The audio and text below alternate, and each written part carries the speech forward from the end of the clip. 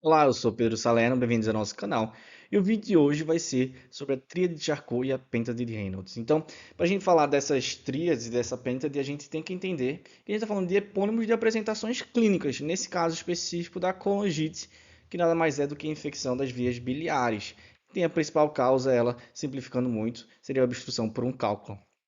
Então, em 1877, esse Jean-Marie Charcot, que era um médico assim bem prolífico, ele conseguiu colocar o nome dele em outra tríade também e descrever vários achados.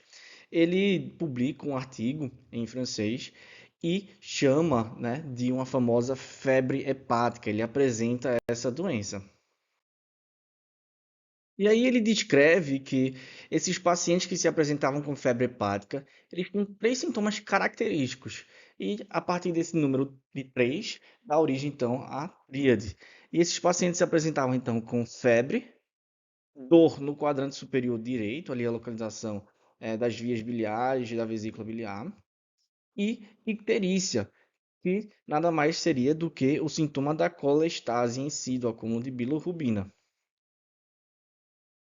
E aí a gente vem em 1959, Benedict Reynolds, ele vai acrescentar, ele vai descrever nesse artigo publicado nessa data que eu mencionei, junto com Everett Dargan, só que esse Everett Dargan acabou não recebendo o nome dele nessa pêntade, e ele fala que nesses pacientes apresentando-se com colangite infecciosa, além da tríade de Charcot, existiam mais dois sintomas importantes que estariam associados a um desfecho pior e que eles precisariam de uma intervenção cirúrgica para descompressão da via biliar. Então, ele deixa de ser uma tríade para somar mais dois, então a gente chega na famosa pêntade de Reynolds também. Então, além da febre, da icterícia e da dor no quadrante superior direito, ele vai acrescentar confusão mental e hipotensão.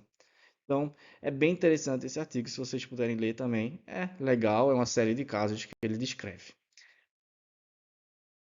Agora que a gente já fez a contextualização, vocês já sabem o que é a tríade de Charcot e a penta de Reynolds, chega a parte, na minha opinião, mais importante, que é contextualização clínica. Então, qualquer livro que você pegar para ler sobre colangite vai estar a descrição da tríade de Charcot e da penta de Reynolds. Mas o quão importante é isso na prática clínica? Você vai ver um paciente com a tríade de Charcot bonitinha, todo paciente com colangite vai ter a tríade de Charcot, vai ter a penta de Reynolds. Então, é isso que a gente precisa contextualizar aqui. E aí, eu vou falar sobre algumas características de sensibilidade, especificidade, que a gente já tem vídeo aqui no canal explicando um pouquinho mais o conceito mesmo estatístico. Se você não assistiu, vai lá, assiste também. E outro vídeo bem legal que tem no canal é o das razões de verossemelhança, o likelihood ratio, que se você não assistiu também, vai lá para entender um pouquinho mais do que a gente está falando nesse vídeo.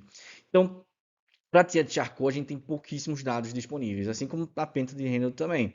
E esses dados eles são muito variáveis. Eu estou adotando aqui valores derivados de uma revisão sistemática, mas dentro dessa revisão sistemática, esses valores de sensibilidade e especificidade variavam demais.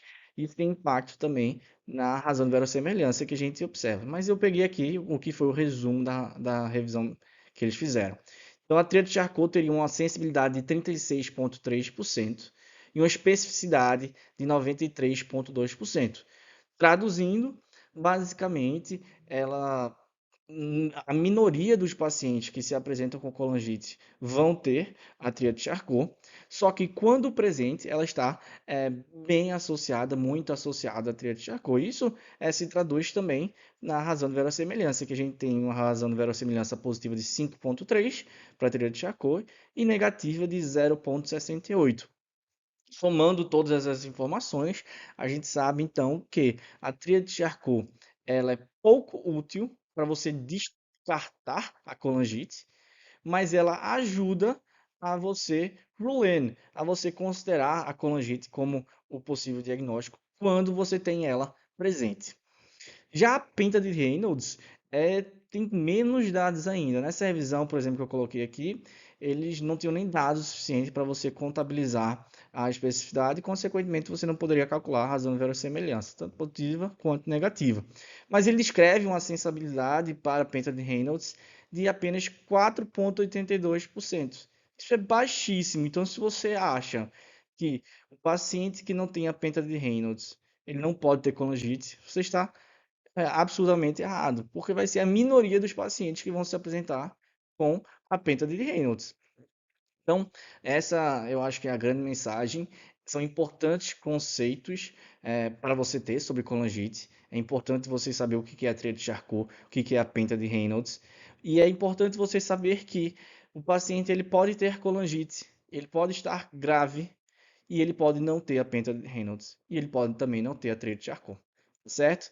Espero que você tenha gostado do vídeo. Se gostou, deixa seu like, se inscreve no canal. Não custa nada para você e ajuda demais a fazer com que a gente continue trazendo vídeos aqui de forma gratuita, de um conteúdo, pelo menos na minha opinião, interessante. Obrigado e até a próxima. Tchau, tchau.